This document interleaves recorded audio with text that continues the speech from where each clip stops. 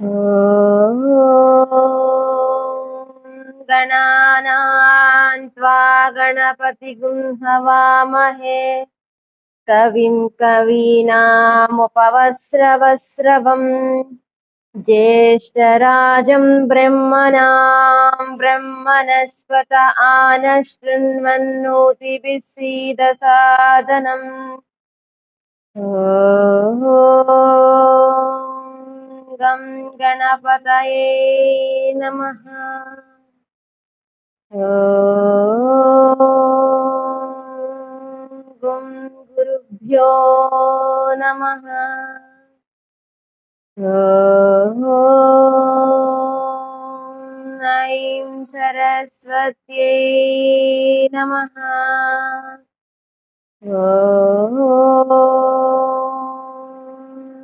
आपदामपहर्तारं दातारं सर्वसम्पदां लोकाभिरामं श्रीरामं भूयो भूयो नमाम्यहम्।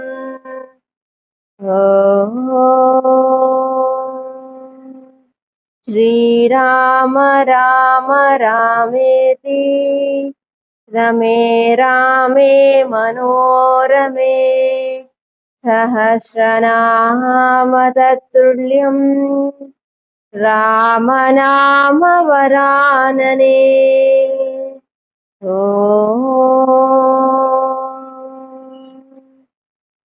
या देवी सर्वभूतेषु शक्तिरूपेण संस्थितः नमस्तस्यै नमस्तस्यै नमस्तस्यै नमो नमः।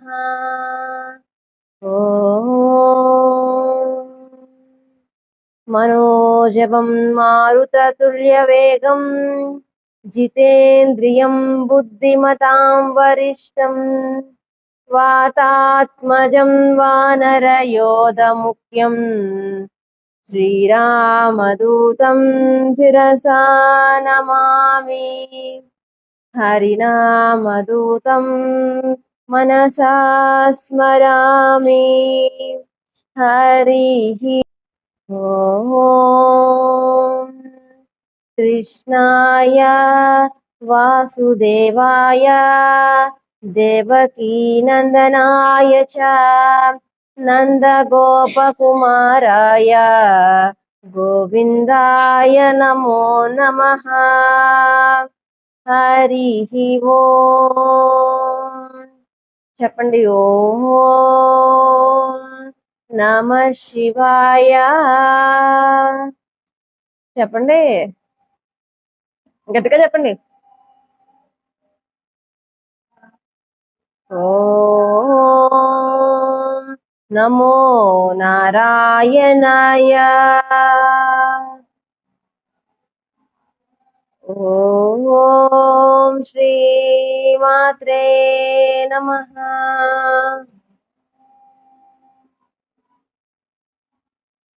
ఆశ్రమంలో వేచేసినటువంటి శ్రీ శ్రీ శ్రీ శివానంద సరస్వతి స్వామి వారికి శిరస్సాష్టాంగ నమస్కారం తెలియజేసుకుంటూ సత్సంగానికి విచ్చేసినటువంటి ఆధ్యాత్మిక ఆత్మీయ గురు బంధువులందరికీ కూడా హరిః ఓం। 103 తీయండి। మనము భగవద్గీత 4వ అధ్యాయంలో ఉన్నాం కదా। గత కొంతకాలంగా మన సమాజంలో 2 విషయాల గురించి 2 వర్గాలు ఎప్పుడూ దెబ్బలాడుకుంటూనే ఉంటాయి। కర్మ చేసే వాళ్ళు ఎప్పుడు జ్ఞానాన్ని వ్యతిరేకిస్తూనే ఉంటారు, జ్ఞాన మార్గంలో ఉన్న వాళ్ళు కర్మ మార్గాన్ని ఎప్పుడూ వ్యతిరేకిస్తూ ఉంటారు। అయితే జ్ఞాన మార్గంలో ఉన్న వాళ్ళకి జ్ఞానం లేక కర్మ మార్గాన్ని నిరసిస్తారా అంటే, కర్మ మార్గంలో ఉన్న వాళ్ళకి ఎలాగో జ్ఞానం ఉండదు, కారణం చేత జ్ఞాన మార్గాన్ని నిరసిస్తారా అంటే, రెండిటికి ఒకటే జవాబు ఏంటంటే, ఇద్దరికీ జ్ఞానం లేకపోవడం। నిజమైన జ్ఞాని ఎప్పుడూ కూడా ఏ మార్గాన్ని కూడా నిరసించడు। అందుకనే యోగ వశిష్టంలో ఒక తండ్రి కొడుక్కి చెప్తాడు ఏమనంటే, కొడుకు ఏం చేస్తాడంటే చక్కగా వేద పాఠశాలకు పంపించి వేద అధ్యయనం చేయించి ఆ వేద పాఠశాల క్రమం 12 సంవత్సరాలు కదా. 12 సంవత్సరాలు అయిపోయిన తర్వాత ఆ కొడుకు ఇంటికి చేరుకుంటాడు. ఆ వేదాధ్యయనం అయిపోయిన తర్వాత ఇంటికి చేరుకుంటే రోజు చేయవలసిన సంధ్యావందన క్రియలు చెయ్యడు. రోజు చేయవలసిన గాయత్రి మంత్రాన్ని జపించడు. సంధ్యావందనము చెయ్యడు. ఏది చెయ్యాలో అది ఏది కూడా చెయ్యడు. కొన్ని రోజులు తండ్రి చూశాడు. చూసి ఏంటి చెయ్యట్లేదు అని చెప్పి కొడుకుని పిలిచాడు. పిలిచి, నాన్న, వేద పాఠశాలలో నీకు చెప్పినటువంటి ఏదైతే ఉందో కర్మకాండ గాని, కంపల్సరీ చేయవలసిన ఉపాసన మార్గం ఏదైతే ఉందో అది గాని నువ్వు ఎందుకు చెయ్యట్లేదు? మనకి యోగ వశిష్టం పుస్తకం తీయగానే మొట్టమొదటి కనిపించే కథ ఇది అని అడిగితే అతను అంటాడు, పిల్లవాడు అంటాడు ఏమనంటే, వేదము అంతటినీ కూడా చక్కగా నేర్చుకున్నాను తండ్రి. వేదములో సగం భాగం ఏదైతే ఉందో కర్మకాండ గురించి చెప్తుంది. వేదములో మిగిలిన సగభాగం ఏదైతే ఉందో అది జ్ఞానకాండ గురించి చెప్తుంది. కాబట్టి 2 విషయాల గురించి వేదం చెప్తుంది. అయితే ఇది చెయ్యాలి, ఇది మానాలనే కన్ఫ్యూజన్ లో ఉండిపోయి నేను 2 మానేశాను అని చెప్పాడు తండ్రికి. ఫస్ట్ ఇప్పుడు ఎప్పుడు యోగ వశిష్టం అది, కానీ ప్రస్తుత సమాజంలో కూడా అది జరుగుతుంది. ఏది చెయ్యాలో క్లారిటీ లేక, ఏమీ చెయ్యక, చెప్తుంది అర్థం కాక ఉన్న పరిస్థితుల్లో మనము ఉన్నాము. అందుకని తండ్రి అంటాడు ఏమనంటే, ఉభేభ్యమేవా పక్షాభ్యం. పక్షికి 2 రెక్కలు ఉంటాయి. ఉభాభ్యం ఏవ పక్షాభ్యాం యదాబే పక్షినాం గతి తదా కర్మయోగేన జ్ఞానయోగినాం జాయతే పరమం పరం. పదం పరం అంటే ఒక పక్షి ఎగరాలి అంటే 2 రెక్కలతో ఎగరాలి. అదేవిధంగా ఒక వ్యక్తి పరమపదాన్ని చేరాలి అంటే జ్ఞాన మార్గాన్ని, కర్మ మార్గాన్ని రెండింటినీ కూడా అనుసరించాలి అని చెప్పి యోగ వశిష్టంలో చెప్పే మొట్టమొదటి శ్లోకం ఇది. అద్భుతమైన శ్లోకం అన్నమాట. దేన్ని నిరసించడానికి లేదు. మనం ముందు చెప్పుకున్నాం, ఒక మొగ్గగా ఉన్నది పువ్వుగా వికసిస్తుంది, కాయగా ఉన్నది పండుగా పరిపక్వత చెందుతుంది. అదేవిధంగా మనిషిగా ఉన్నవాడు కర్మని అనుసరించి కర్మయోగిగా మారి జ్ఞాన యోగాన్ని అవలంబించాలి. దీని పరిపక్వత అంటారు. అంతేగాని ఏదో ఒకటి పట్టుకున్నవాడు, మధ్యలో వచ్చింది ఏదో విన్నవాడు ఏం చేస్తాడంటే ఏదో ఒక దాన్ని నిరసించడానికి తగుదునమ్మా అంటాడు. కానీ ఎవరు దేనికి తగరు. ప్రతిదీ గొప్ప విషయమే. అందుకని కర్మ మార్గాన్ని ఎప్పుడూ కూడా తక్కువ చేసి మాట్లాడడానికి వీల్లేదు. కర్మ మార్గము ఉపాయ మార్గము, జ్ఞాన మార్గము ఉపేయ మార్గము. అది మనం ప్రతి విషయంలోని క్లారిటీగా మనం ఏం నేర్చుకున్నా స్పష్టంగా చూడండి. ఎవరికైనా డబ్బులు ఇవ్వాల్సి ఉందనుకోండి, ఎవరైనా మనకి వచ్చిన మనం ఎంత క్లారిటీగా మాట్లాడతాము. చాలా క్లారిటీ, అసలు మిస్ అవ్వం, రాసుకుంటాం.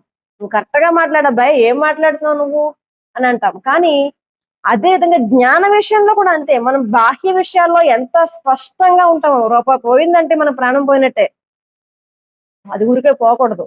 అదే విధంగా ఆ క్లారిటీ మన భక్తి విషయం వచ్చేటప్పటికి అది ఎందుకు మిస్ అవుతుంది అంటే, మనము ఆ భౌతిక విషయాల్లో మనకి లాభం ఉంది కాబట్టి బుర్ర అక్కడ పెడుతున్నాం, ఇందులో లేదు అనుకుంటున్నాం కాబట్టి ఇక్కడ పెట్టలేకపోతున్నాం. కానీ నిజానిమైన ప్రయోజనం ఏదంటే ఇదే. ఇది ఉంటే అన్ని చక్కబడతాయి. అందుకని ఇక్కడ జ్ఞానం యోగం యొక్క గొప్పతనాన్ని వివరించి నేను ముందుకు వెళ్ళే ప్రయత్నం చేస్తాను. మనము మొట్టమొదటి రోజు చెప్పుకున్నాం, భగవానుడు మాట్లాడుతున్నాడు. ఒకసారి రిపీట్ చేస్తాను, మన వారం చాలా మంది రాలేదు కదా. మొదటి శ్లోకంలో ఏమంటున్నాడంటే చూడండి, శ్రీ భగవాను వాచ. మొదటి నుంచి చెప్పుకుందామా? శ్రీమద్ భగవద్గీత. చెప్పండి, శ్రీమద్ భగవద్గీత అద చతుర్థోధ్యాయ జ్ఞానయోగ. శ్రీ భగవాను వాచ ఇమం వివస్వతే యోగం ప్రోక్తమానహమవ్యయం వివస్వాన్మనవే ప్రాహ మనురిక్షా కవే బ్రవీత్ అన్నాడు భగవంతుడు. ఏమన్నాడంటే, నేను ఏదైతే చెప్పానో కర్మయోగము, సాంఖ్యయోగం ఏదైతే ఉందో అది ముందుగానే ఇమం వివస్వతే యోగం అని చెప్పి ఈ ఏదైతే ఉందో ఈ యోగం దాన్ని నేను ముందుగానే వివస్ అంటే తేజస్సు, అద్భుతమైన తేజస్సు. అద్భుతమైన తేజస్సు ఎవరికి ఉందంటే మన సూర్య భగవానుడికే ఉంది. ఆయనకి చెప్పి ఉన్నాను. ఇమం వివస్వతే యోగం ప్రోక్తమాన హమవ్యయం. నేను ఏదైతే గొప్పదైనటువంటి యోగం ఏదైతే ఉందో సూర్య భగవానుడికి చెప్పి ఉన్నాను. వివస్వాన్ మనవే ప్రాహ అన్నట్టు. వివస్వాన్ మనవే ప్రాహ. వివస్వుడు అంటే సూర్య భగవానుడు తన కొడుకైనటువంటి మనువుకి చెప్పి ఉన్నాడు. మనువు ఇక్ష్వాకబ్రవీత్, ఇక్ష్వాకుడికి చెప్పి ఉన్నాడని చెప్పుకున్నాం కదా. అయితే దీనికి కొనసాగింపుగా భగవానుడు మాట్లాడుతున్నాడు. ఏమనంటే ఏవం పరంపరా ప్రోక్తం ఇమం రాజర్షయో విదుః సకాలే నేహ మహత యోగో నష్ట పరంతపా. మాట్లాడుతున్నాడు భగవంతుడు.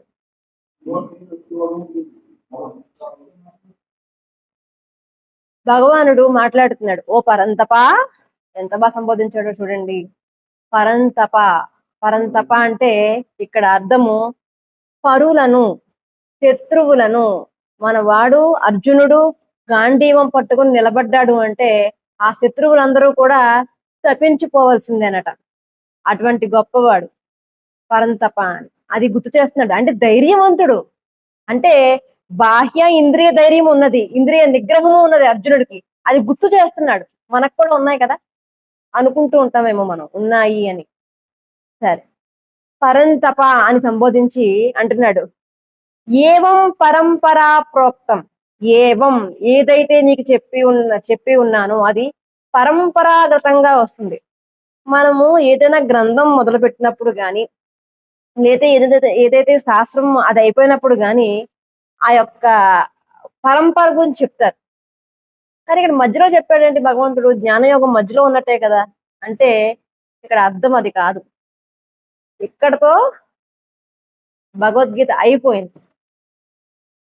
అది అన్నమాట.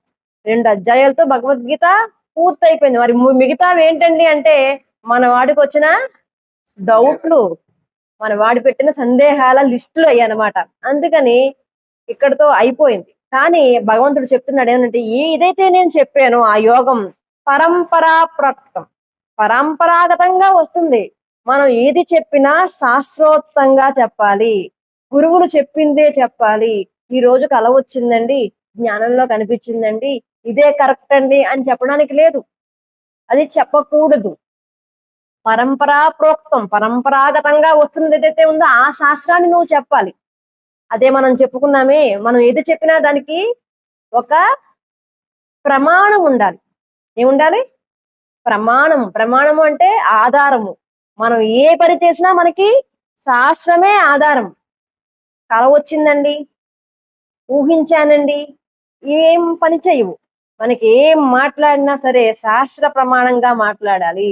అందుకని అంటారు, మనం ఎన్ని లెక్క పెట్టినా ఎన్ని చేసినా 2 × 2 = 4 అనాలి తప్ప 2 + 2 పెట్టి 2 పక్కన వేసుకుని 2 × 2 = 22 అనకూడదు. ఏది ఆధారం దానికి?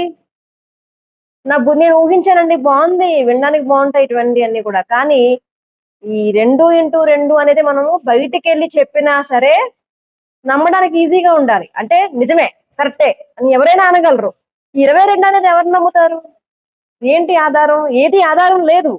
కాబట్టి మనం ఏ పని చేసినా పరంపరంగా వచ్చే విధంగానే ఉండాలి. కాబట్టి నేను కూడా నీకు అక్కడి నుంచి చెప్పుకుంటూ వచ్చి నీకు చెప్తున్నాను.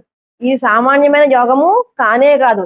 ఇమం రాజర్షయోహో విదుహు అంటున్నాడు. ఇమం ఇది మొట్టమొదటిగా రాజర్షయో విదుహు, రాజర్షులు తెలుసుకున్నారు.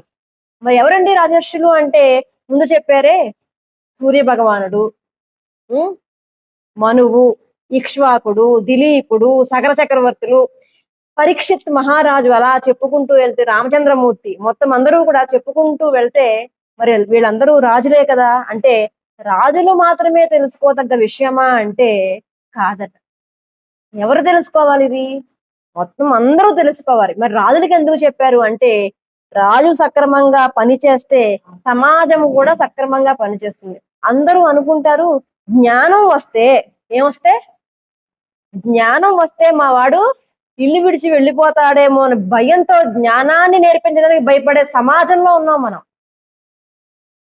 కానీ ఒక రాజుకి జ్ఞానం వస్తే మంచి రాజ్యం ఏర్పడుతుంది.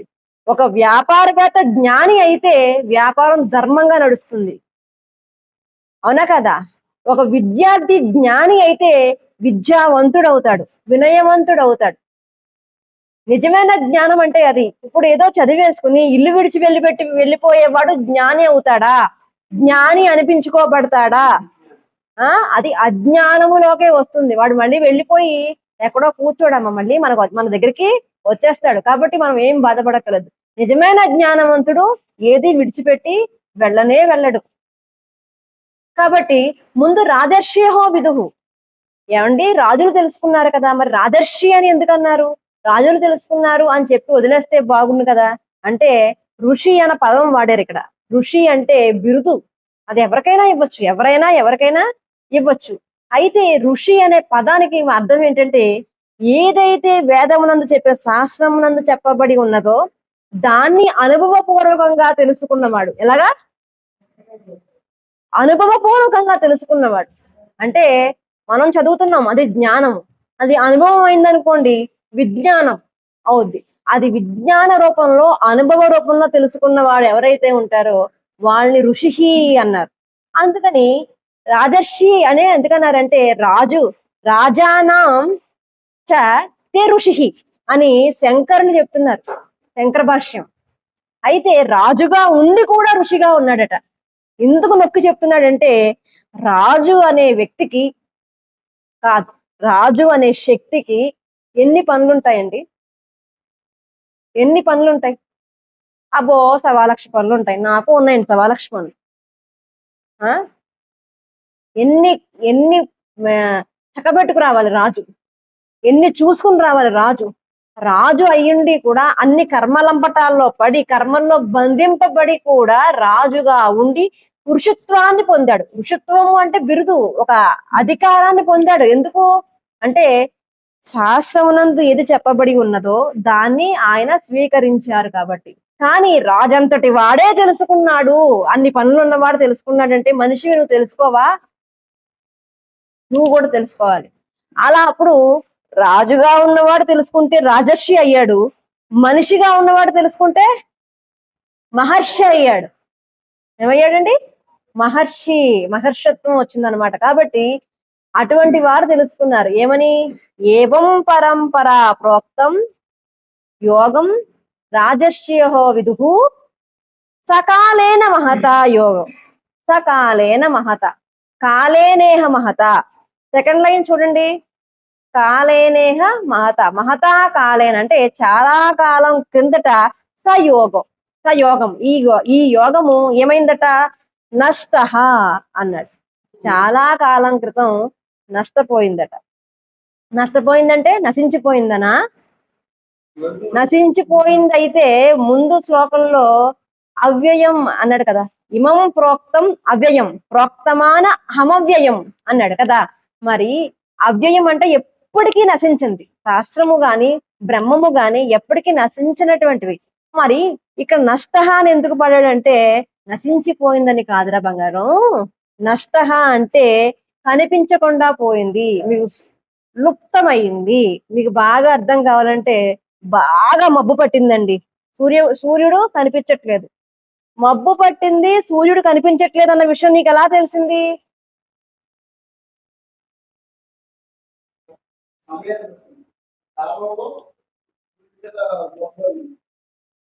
బాగా మబ్బు పట్టింది, సూర్య భగవానుడు వచ్చాడు, సూర్యుడు కనిపించట్లేదు.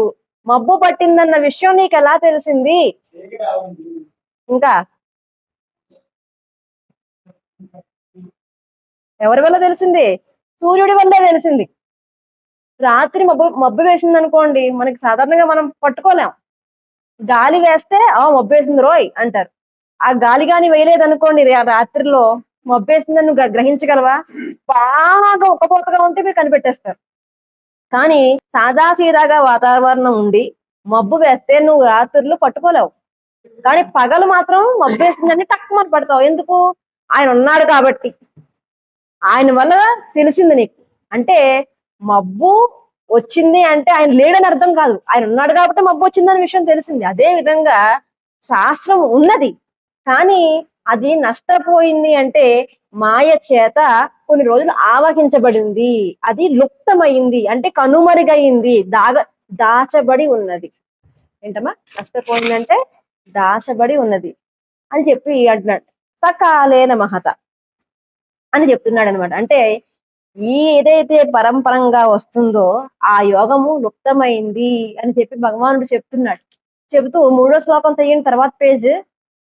స ఏవయం మయా తేధ్య యోగ ప్రోక్త పురాతన అంటున్నాడు. అంటే స ఏవం అయం అంటే ఏదైతే ఉందో యోగము, అది అయం నేను, తే నీకు, ప్రోక్త చెప్తున్నాను, పురాతన అద్య నేడు నీకు, తే మయ నేను చెప్తున్నాను, పురాతన అంటే ఏదైతే నీకు చెప్తున్నానో ఆ యోగము ఇప్పటిది కాదు, పురాతన అని చెప్తున్నాడు. అంటే చాలా కాలం నాటిది, ఆదిలోనిది అంటున్నాడు. అంటే ఇదేదైతే మనం చెప్పుకుంటున్నామో అది యోగ విద్యగా మనం చెప్పుకుంటున్నాం, యోగముగా మనం చెప్పుకుంటున్నాం. బ్రహ్మ విద్య, ఉపనిషత్సు బ్రహ్మ విద్య. ఇది ఏంటిది? బ్రహ్మ విద్య ఎప్పుడుదట? పురాతనమైనది. ఏమండి, బ్రహ్మ విద్య పురాతనము అయితే మరి బ్రహ్మం ఏమవ్వాలి? అధునాతనం అవ్వాలా? అది కూడా పురాతనం. సనాతనము అంటే నిత్య నూతనము, ఇది పురాతనము, ఎప్పుడిదో. కాబట్టి అదేదైతే ఉందో ఆ యోగము, స యోగ తే అద్య మయా ప్రోక్త. మొదటి లైన్, రెండో లైన్ చూడండి. మయా ప్రోక్త పురాతన, అది నేను నీకు చెబుతున్నాను. ఎందుకు ఇలా చెబుతూ ఉండగా మన తత్వవేదానంద స్వామీజీ ఇంటింట భగవద్గీత అనే పుస్తకాన్ని రాశారు. అది దేవానంద స్వామి వారు రాసిన పుస్తకాన్ని ఈయన తర్జుమా చేశారు తెలుగులో. ఆ పుస్తకం భగవంతుడి దయ వల్ల నాకు దొరికింది. మొన్నటి వారం నేను మీకు చెప్పి ఉన్నాను కదా, తత్వవేదానంద స్వామీజీ పుస్తకం నాకు దొరకలేదని, కానీ ఈ వారం దొరికింది. అందులో ఏమంటారంటే, ఈ పురాతన అనే పదం చెప్పేటప్పటికి అర్జునుడి కళ్ళల్లో ఒక మెరుపు మెరిసిందట. ఏమని అంట? ఇన్నాళ్ళు ఎందుకు చెప్పలేదు? మరి మన స్నేహం ఎప్పుడుది? ఓ 70 సంవత్సరాలు వేసుకోండి. అర్జునుడి యొక్క, కృష్ణ పరమాత్మ యొక్క సావాసం ఎన్ని సంవత్సరాలది? 70 సంవత్సరాలు, పోనీ 80 వేసుకోండి. మరి ఇప్పుడు దాకా లేని యోగము ఇప్పుడు ఎందుకు చెప్పావు? ఇప్పుడు దాకా లేదు, నష్టపోయింది అంటున్నావు కాబట్టి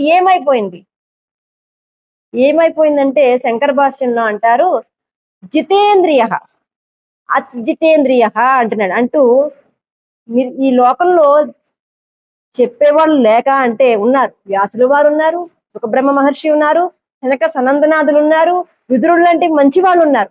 అయినప్పటికీ కూడా ఎందుకు లుప్తమైంది అంటే, చెప్పేవాడు ఉన్నప్పటికీ కూడా వినేవాళ్ళు అది స్థిరంగా లేదు. చూడండి, ధృతరాష్ట్రుడికి 3 సార్లు జ్ఞానబోధ చేశారు. సనక సనందనాథులు వచ్చి సనత్ కుమారులు వారు ఆయనకి జ్ఞానబోధ చేశారు, అయిపోయింది. రెండోసారి విదురులు వారు వచ్చి, ఎరా బాబు నా మనసు ఏం బాగాలేదు, కల్లోలం అయిపోయింది.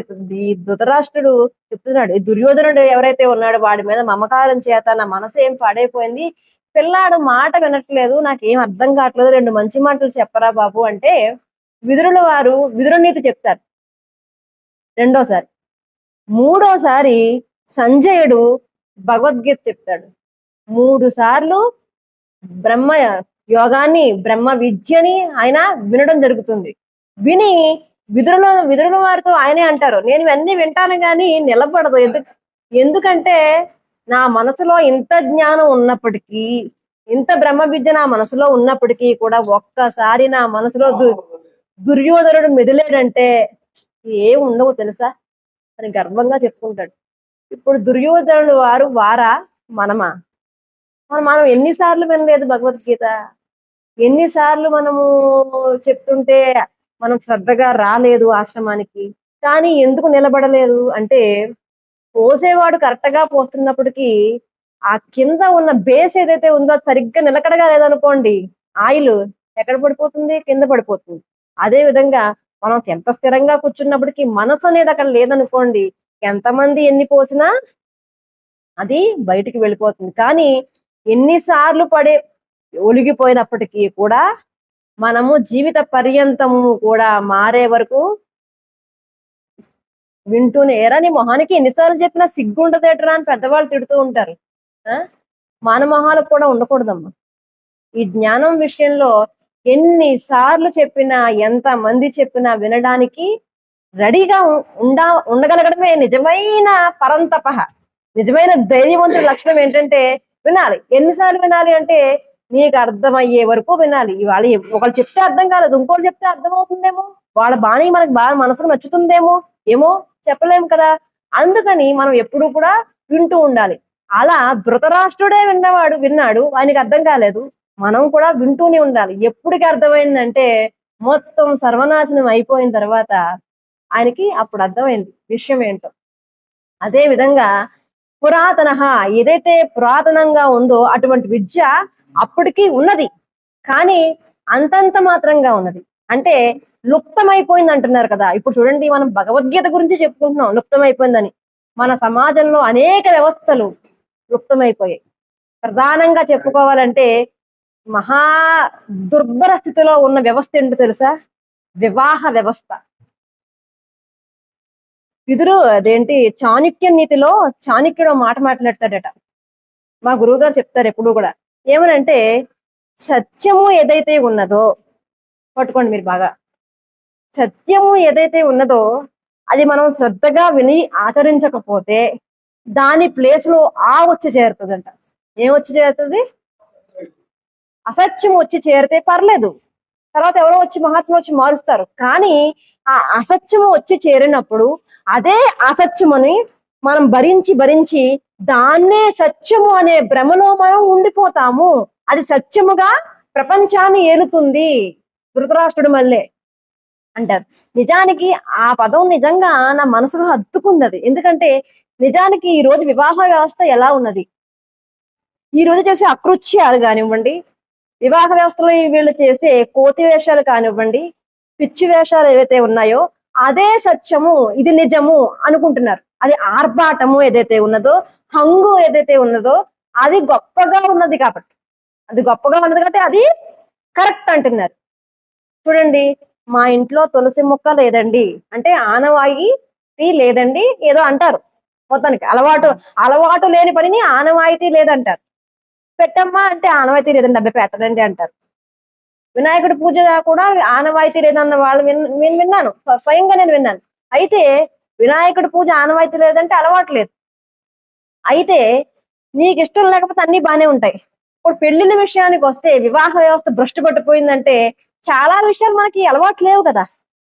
పెళ్లికి ముందే ఈ ప్రీ వెడ్డింగ్ అంటారు కదా, అది మనకి అలవాటు లేదు. మరి దాన్ని ఎందుకు ఖండించావు నువ్వు? మరి నీకు ఆనవాయితీ లేదు కదా.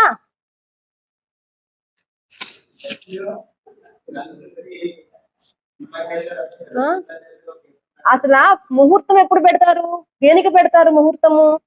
వాళ్ళు అప్పుడే కదా చూసుకోవాలి. నువ్వు ముందే వీళ్ళు చూసేసుకుంటే వివాహ వ్యవస్థ దెబ్బతింటుంది, వీళ్ళు దాంపత్యం దెబ్బతింటుంది. ఇవన్నీ దెబ్బతింటున్నాయి అంటే కారణం ఏంటి? అర్థము వివాహ వ్యవస్థలో ఉన్న సత్యము లేదని అర్థమా, వీళ్ళు విడిచిపెట్టారని అర్థమా? పైగా వీళ్ళకి ఎవరైనా చెప్పి ఉన్నా కూడా పిల్లలు సరదా పడుతున్నారని చెప్పి వీళ్ళు ప్రోత్సాహం ఎక్కువైపోతుంది. తల్లిదండ్రుల ప్రోత్సాహం కూడదని చెప్పలేకపోతున్నారు తల్లిదండ్రులు కూడా. అంతటి దీనస్థితికి వివాహ వ్యవస్థ దిగజారిపోయింది కాబట్టి వాళ్ళ యొక్క దాంపత్య జీవితం కూడా బేజారైపోతుంది. అంతేగా మరి. అందుకని ఏ వ్యవస్థ అయినా కూడా, ఇప్పుడు మన భగవద్గీత ఒకటే మనం లుప్తమైపోయింది అనుకుంటున్నాం. సమాజంలో ఈ రోజు చాలా వ్యవస్థలు లుప్తమైపోయినాయి.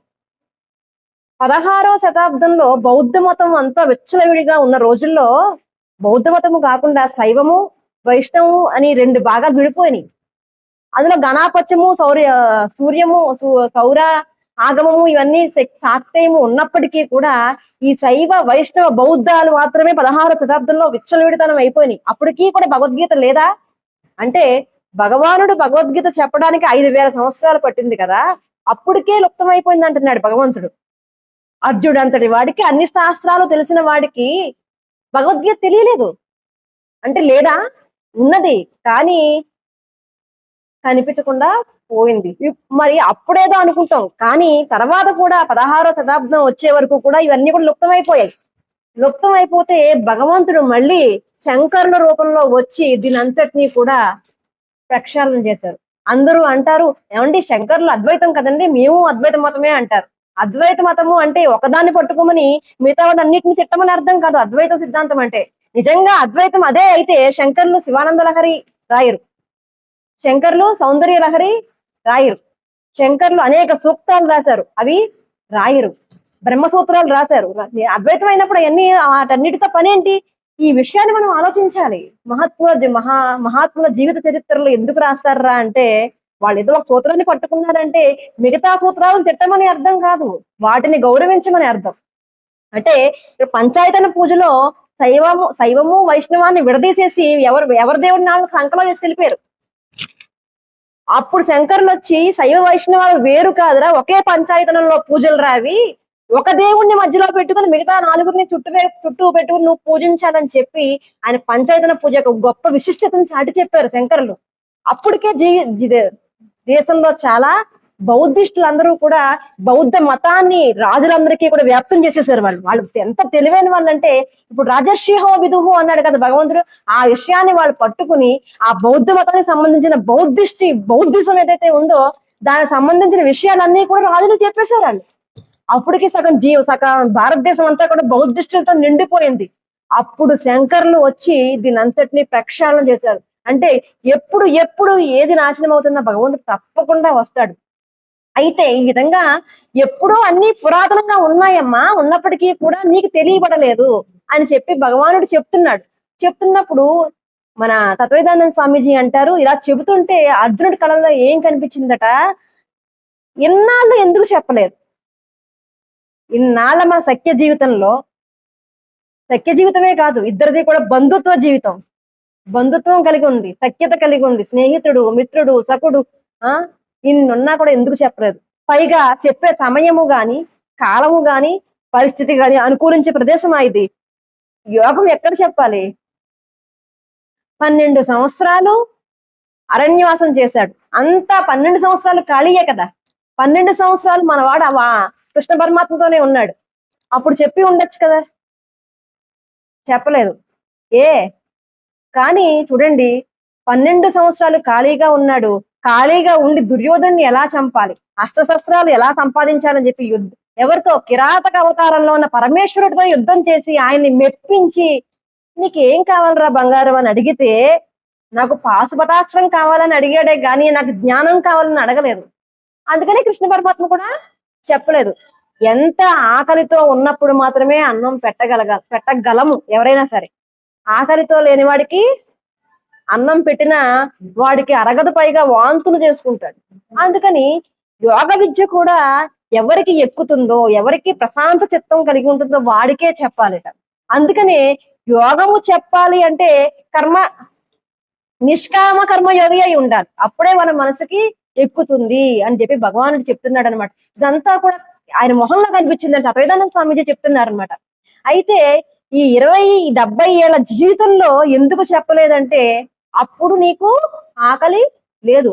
ఆ పాశుపతాస్త్రం పట్టుకుని సరాసరి ఎక్కడికి వచ్చాడు అర్జునుడు? యుద్ధరంగంలోకి వచ్చాడు. యుద్ధరంగంలోకి వచ్చి అప్పుడు దాకా యుద్ధం చేద్దామనే దృష్టి, ఏదో చేసేద్దాము అనే తపలతోనే ఆయన ఉంటే అప్పుడు దాకా లేని ఆ ధ్యాస ఎప్పుడు మారిపోయిందంటే, ఆ ఇరు వర్గాల జనం ఆ కోలాహలం చూసి ఏం సాధించాలి ఇప్పుడు అన్న భావన కలిగింది.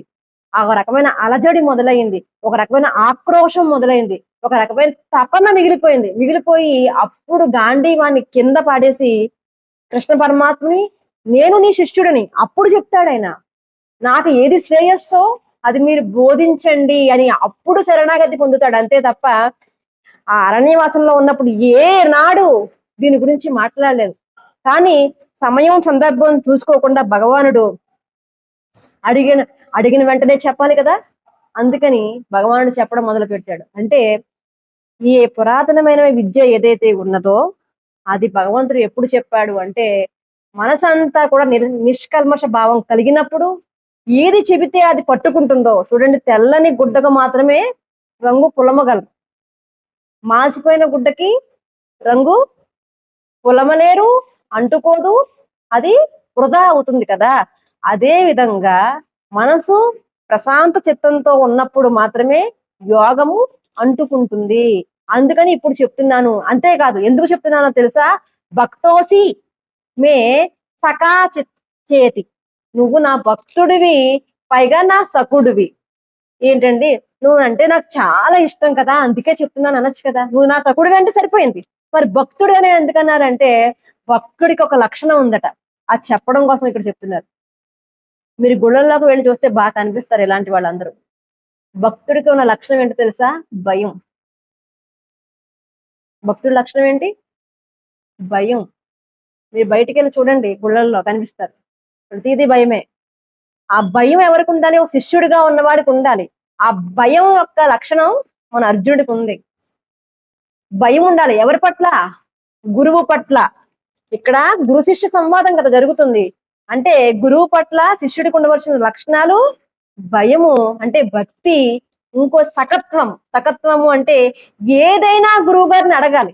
ధర్మం అండోయ్, ధర్మబద్ధంగా డౌట్లు ఏదైనా ఉంటే, సందేహాలు ఏదైనా ఉంటే ఏదైనా సరే అడగగలగాలి గురువుని. అంత ధైర్యంగా ఉండాలి. చూడండి, ఇద్దరు ఫ్రెండ్స్ ఉంటే ఏదైనా మాట్లాడేసుకుంటారు, వాళ్ళు ఏదైనా చెప్పేసుకుంటారు. వాటి మాటలకి హద్దు పొద్దు అంతు ఏది ఉండదు. ఏదైనా స్వేచ్ఛగా మాట్లాడుకోగలరు సకుడు. అటువంటి సకుడై ఉండాలి శిష్యుడు. అందుకని భక్తోసిమే సఖా చేతి, నువ్వు నా సకుడివి, భక్తుడివి కాబట్టి రహస్యం ఏతుముత్తమం. ఈ విద్య ఏంటంట? ఇది రహస్యమైనదట, కేతు ఉత్తమమైనదట. ఈ యోగం ఏదైతే ఉన్నదో చాలా రహస్యమైనది, ఉత్తమమైనది. నువ్వు నా భక్తుడివి, నా సకుడివి కాబట్టి నేను నీకు చెబుతున్నాను అని చెప్తే ఇక్కడతో భగవద్గీత అయిపోయింది. కానీ మన వాడు ఇక్కడతో వదలలేదు. ఇక్కడ డౌట్ ఒకటి మొదలైంది అర్జునుడికి. ఈ డౌటే అర్జునుడికి రాకపోతే ఎప్పుడో చూడండి, సాంఖ్యయోగంలో ఏవం యోగ సంసిద్ధిం అన్నాడు. అంటే చివరి సాంఖ్యయోగంలో చివరి, అంటే దీంతో ఈ యోగం అయిపోయింది అనగానే మన వాడికి డౌట్ మొదలైంది. మళ్ళీ జాయసీ చేత్కర్మస్తే మాతా బుద్ధ జనార్దన అని అడిగాడు. మళ్ళీ మొదలు పెట్టాడు. ఇది అయిపోయిందని చెప్పి ఆయన ఫుల్ స్టాప్ పెట్టినప్పుడల్లా అయిపోయిందని మళ్ళీ అంటే డౌట్ అనేది రావాలి. భక్తుడికి శిష్యుడికి ఉండవలసిన లక్షణం ఏంటంటే గురువు పట్ల భయం ఉండాలి, ఏదైనా అడగగల ధైర్యం ఉండాలి, అడిగి తెలుసుకోవాలని తపన ఉండాలి. అర్జునుడికి అదే ఉంది. అయిపోయిందిరా బాబు అనేటప్పుడు మళ్ళీ మొదలు పెడుతున్నాడు. సాంఖ్యయోగంలో అయిపోయింది అన్నాడు, మళ్ళీ 2వ అధ్యాయంలో జాయసీ చేతని మొదలు పెట్టాడు. ఇక్కడ కూడా అయిపోయిందని భగవంతుడు చెప్తుంటే మళ్ళీ మొదలు పెడుతున్నాడు అర్జునుడు. ఏమనంటే చూడండి, 4వ శ్లోకం, అపరం భవతో జన్మ పరం జన్మ వివస్వతః. చెప్తారా? అర్జునోవాచ అపరం భవతో జన్మ పరం జన్మ వివస్వతః కథమేద్వద్ది జానీయం ప్రమాదో ప్రోక్తవానితి. ఏమంటున్నాడంటే, ఒక పిల్లవాడికి తల్లి ఏం చేసింది, నువ్వు చూడలేదు కదా అని చెప్పి తన పెళ్లి వీడియో తీసుకొచ్చి పిల్లవాడికి చూపించిందంట. మధ్యలో చూస్తుండగాడికి ఒక డౌట్ వచ్చింది.